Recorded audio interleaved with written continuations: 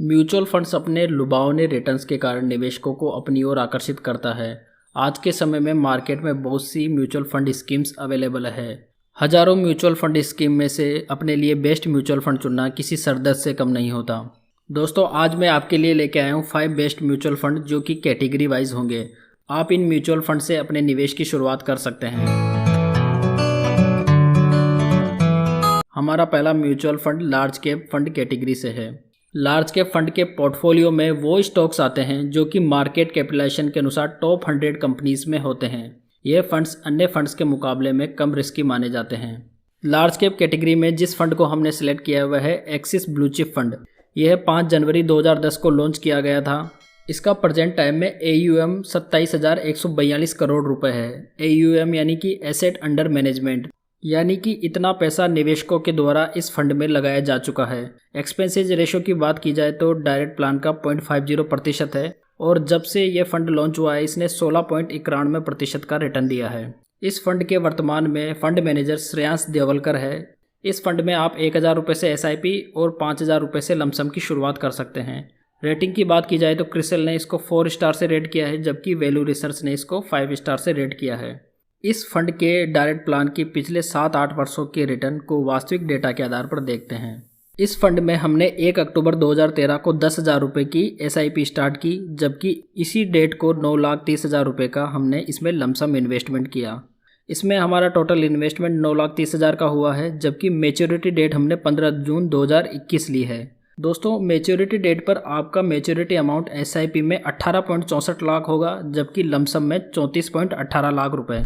दोस्तों, इस प्रकार SIP में इसने 17.66% की दर से एनुअलाइज रिटर्न दिया है, जबकि लमसम में 18.39% की दर से। दोस्तों, आप इन फिगर्स को वीडियो को पॉज करके भी देख सकते हैं।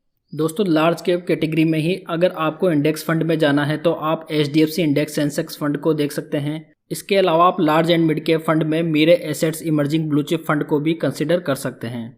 अब बात करते हैं फ्लेक्सी कैप फंड की।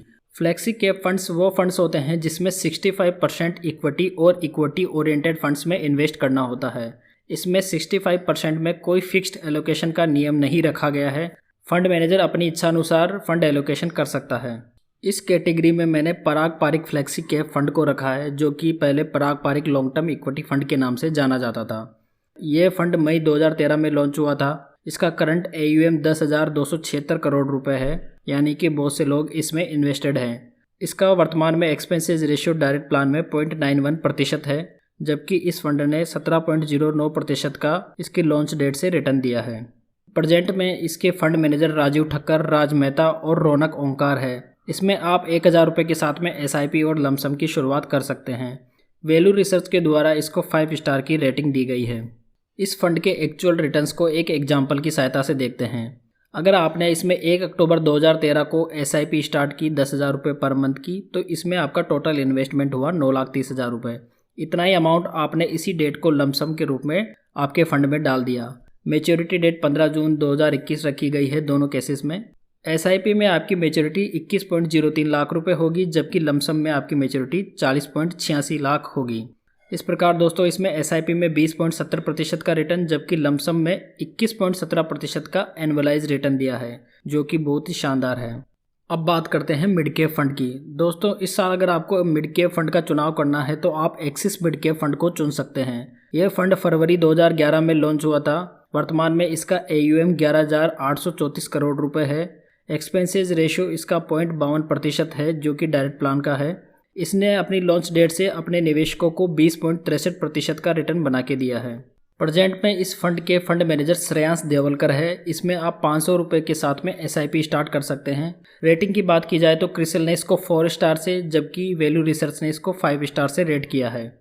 सेम आपने एक्सिस मिड कैप फंड में अक्टूबर 2013 को SIP और लमसम की शुरुआत की, तो आपका कुल इन्वेस्टमेंट 9,30,000 रुपये SIP के मामले में 21.71 लाख रुपए की मैच्योरिटी लेके आएगा, जबकि लमसम के मामले में यह मैच्योरिटी आपकी होगी 53.16 लाख रुपए की। तो दोस्तों, इस प्रकार SIP में 21.50% का एनुअलाइज रिटर्न देखने को मिल रहा है, जबकि लमसम में यह रिटर्न 25.37% का है। ये रिटर्न्स इस फंड को इस कैटेगरी में बेस्ट बनाते हैं। अब बात करते हैं ELSS फंड की। अगर आप टैक्स सेविंग के हिसाब से देख रहे हैं तो आप ELSS फंड को कंसिडर कर सकते हैं। ELSS फंड में आपको सेक्शन 80C के अंतर्गत 1.5 लाख रुपए तक के निवेश के ऊपर छूट मिल जाती है। ELSS म्यूचुअल फंड 3 साल के लॉक इन पीरियड के साथ में आते हैं। अगर आपको एक टैक्स सेविंग फंड चुनना है तो आप मीरे एसेट्स टैक्स सेवर फंड के साथ में जा सकते हैं। यह फंड दिसंबर 2015 में लॉन्च हुआ था। करंट में इसका AUM 7,940 करोड़ रुपए है। डायरेक्ट प्लान का एक्सपेंसेस रेशियो 0.48% है, जबकि इसने अपने लॉन्च की डेट से 22.58% का रिटर्न अपने इन्वेस्टर्स को बना के दिया है। एट प्रेजेंट इस फंड को नीलेश सुराणा मैनेज कर रहे हैं। इस फंड में आप मात्र 500 रुपये से SIP शुरू कर सकते हैं। रेटिंग एजेंसी क्रिसिल और वैल्यू रिसर्च दोनों ने इस फंड को 5 स्टार से रेट किया है।